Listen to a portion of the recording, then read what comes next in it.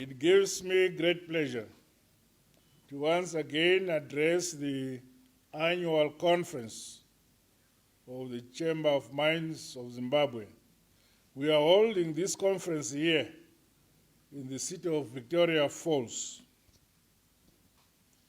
My attendance is testimony of the importance of my administration, which accords importance to the mining sector as one of the key drivers of the socio-economic development of our motherland. This conference takes place at a time when our country, as with many other countries across the world, is confronted with disruptions as a result of the COVID-19 pandemic and other global shocks, which have seen mixed fortunes in the various sectors of the economy, including the current war in Russia and Ukraine. I, however, want to commend the mining stakeholders in our country for the notable milestones realized across the key minerals such as gold, which rose by 86%, diamonds has increased its production by 51%, coal 21%, and platinum by 13%.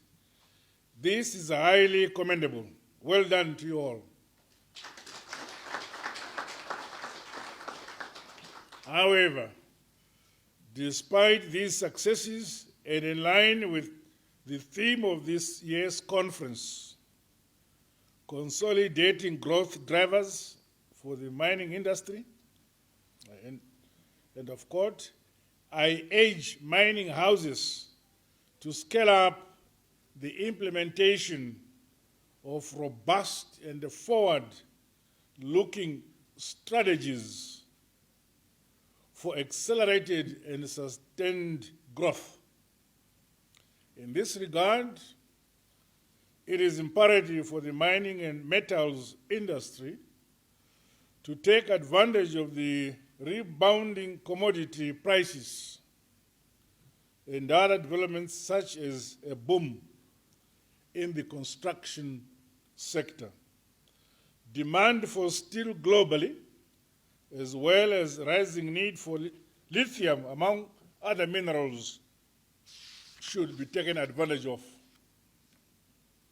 Equally, investments and local productivity within our mining sector must be reflective of these broader global market trends. Growth in the mining sector will also be anchored on increased investments in new technologies and operations which are in line with government's thrust on value addition and beneficiation. Gone are the days of exporting products in their raw form. Focus, therefore, should now be on unlocking value from our rich mineral resource base for sustainable socio-economic development for our country. However, beneficiation in mining cannot be achieved by a business-as-usual mindset. It requires the development of backward and forward industrial linkages within the mining sector and across other sectors of the economy. In this regard, I want to express gratitude to mining houses that have invested in the local beneficiation and the value addition of minerals, such as chrome, granite, gold, diamonds, and coal, among others. Those who have not done so, I encourage them to do so. My government is also in constant engagement with the Platinum Group of Metals producers to ensure the setting up of a precious metal refinery in the shortest possible time. I hope they are represented here. Ndati, my government is also in constant engagement with you, the Platinum Group of Metals producers, to ensure the setting up of a precious metal refinery in the shortest possible time. I understand that your colleagues from South Africa who are here. I'm not advocating moving business away from South Africa, but I'm advocating for embracing technology for Zimbabwe. As you do so, however, the importance of the sustainable extraction of minerals in a manner that does not negatively impact communities and ecosystems cannot be overemphasized. It is my expectation that mining houses now begin to green their operations through responsible mining towards low carbon emissions and a sustainable mining sector. The emerging environmental, social, and governance thrust in the mining sector now demands that mining houses create real benefits for the communities in which you operate. I know your mission, your thrust, your focus is to make money. I agree with you. As you make your money, make those people around where you make money happy.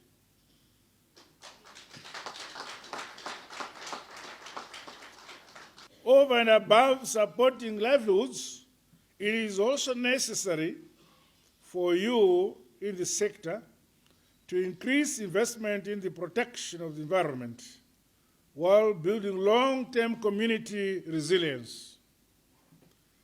In this endeavor, capacity building for mining sector professionals in environmental, social, and governance matters must be given due attention within your entities. Meanwhile, I exhort the Ministry of Mines and Mining Development and the Environmental Management Agency to ensure that mining houses abide by their commitments in their environmental impact assessments. Additionally, the mining sector must strive to be a model employer, by rewarding employees at favorable levels of remuneration.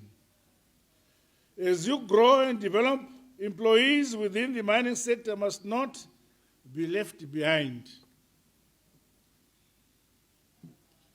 Because as you grow, you also grow your profits, your industry, your respective mining entities, and in the process, grow with your workers.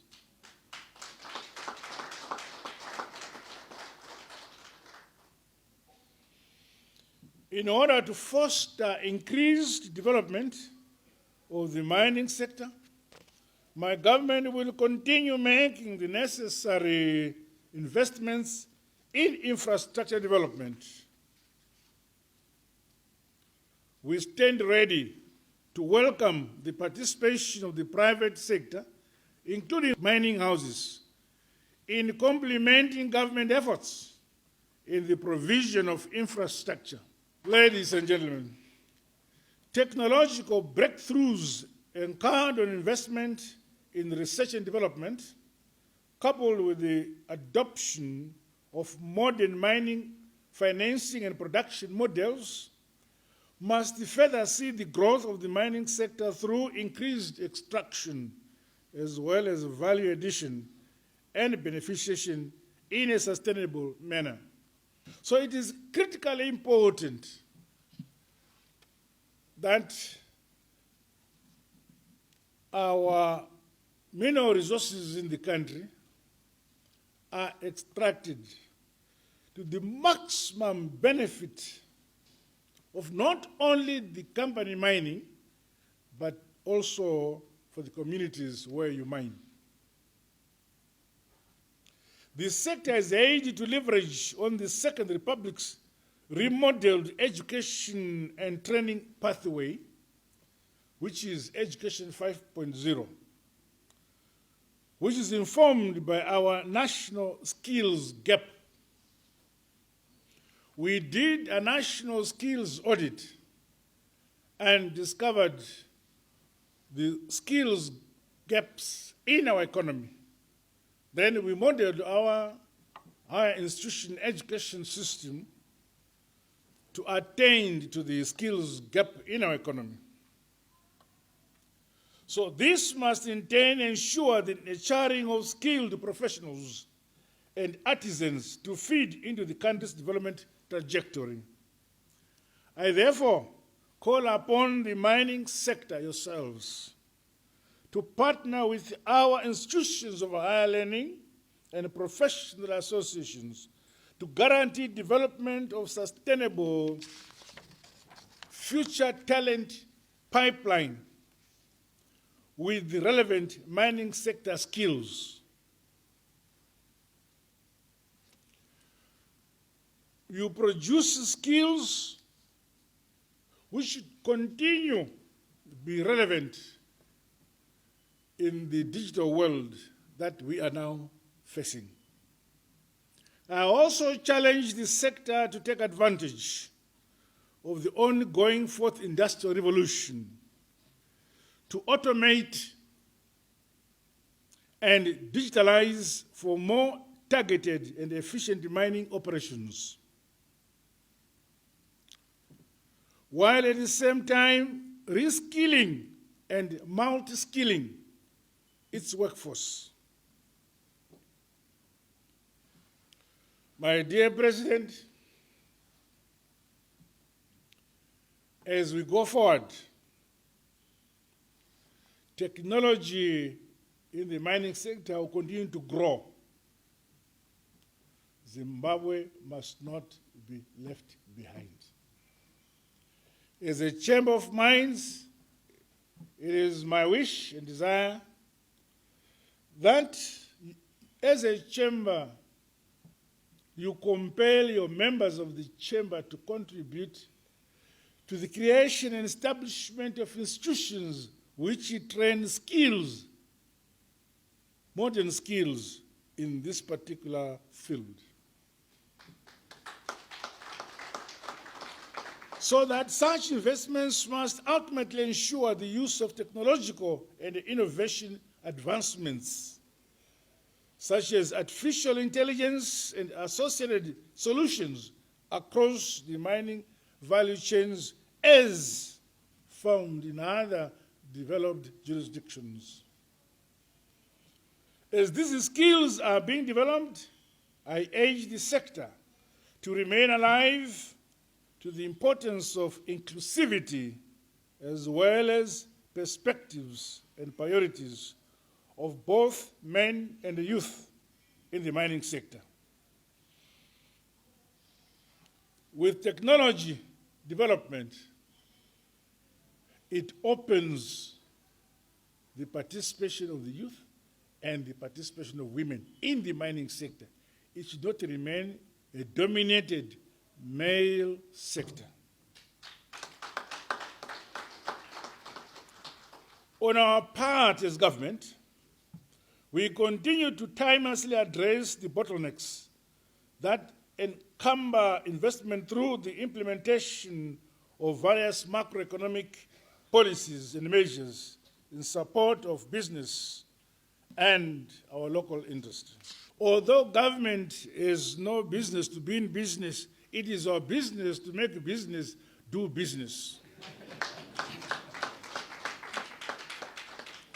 This includes through availing fiscal incentives, which this morning when your president was briefing me, mentioned about.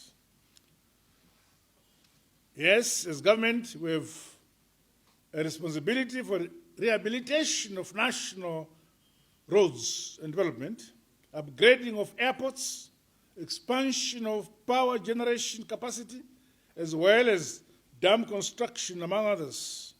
In this spirit, just this week, my government reviewed regulations that were negatively affecting the coal subsector. As a listening president, I invite stakeholders in the mining sector to come forward with proposals that can make you or your sector grow to greater heights of success. Because it is yourselves who face these challenges, and where you think my government can assist you to achieve your goals, please, my door is open.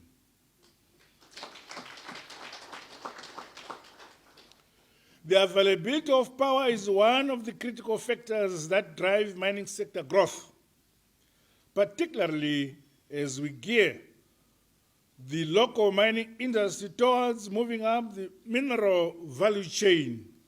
I'm therefore glad to note that the private sector is complementing government's initiatives through independent power producers in thermal, hydro, and the solar power systems. It is also pleasing to note that there are also numerous upcoming power generation projects in Wange, which will ensure greater utilization of our abundant coal reserves in this area. Ladies and gentlemen, it is encouraging that investors continue to embrace our Zimbabwe is open for business mantra, as witnessed by the ongoing investments throughout the mining sector's value chain. These investments will undoubtedly complement efforts towards the attainment of the US $12 billion mining industry target by 2023. I'm pleased that in 3 years, this sector has grown from a 2.2 billion, 2.8 billion, to now above 6 billion. And it's likely to hit 8 or above 8 billion by end of this year.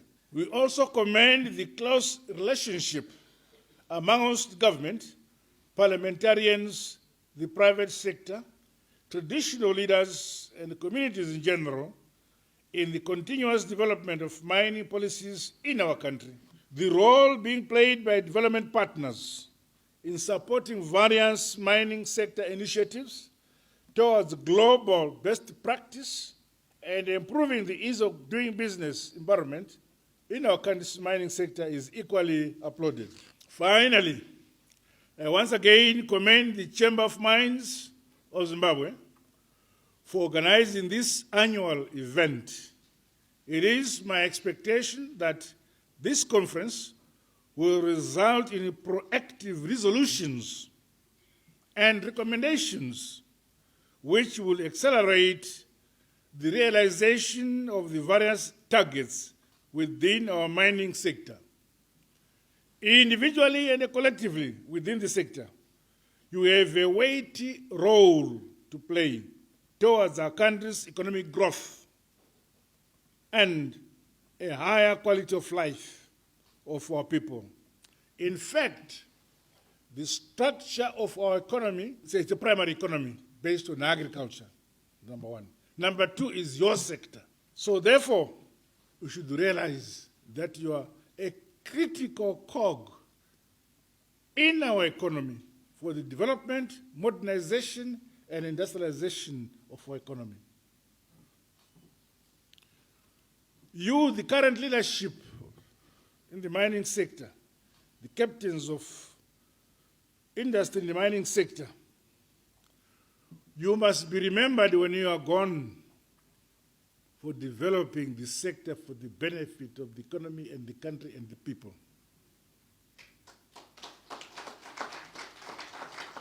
Here at Victoria Falls, as the Minister of North Province has said, we have a magnificent Mosio Tunya Falls, very close to this place.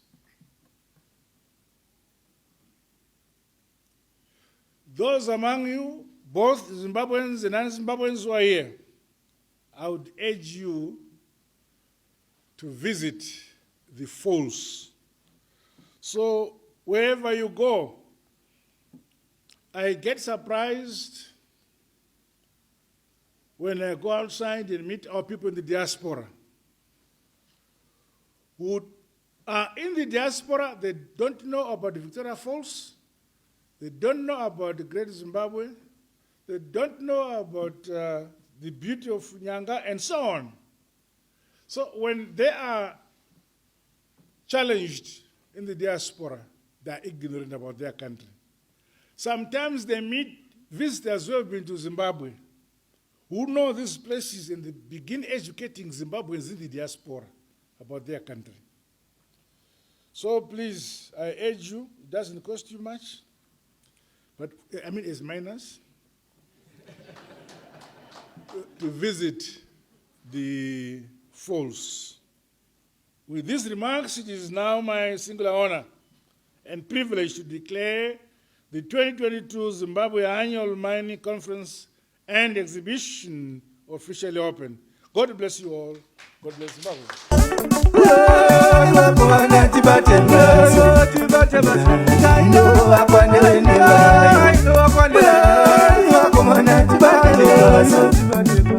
I know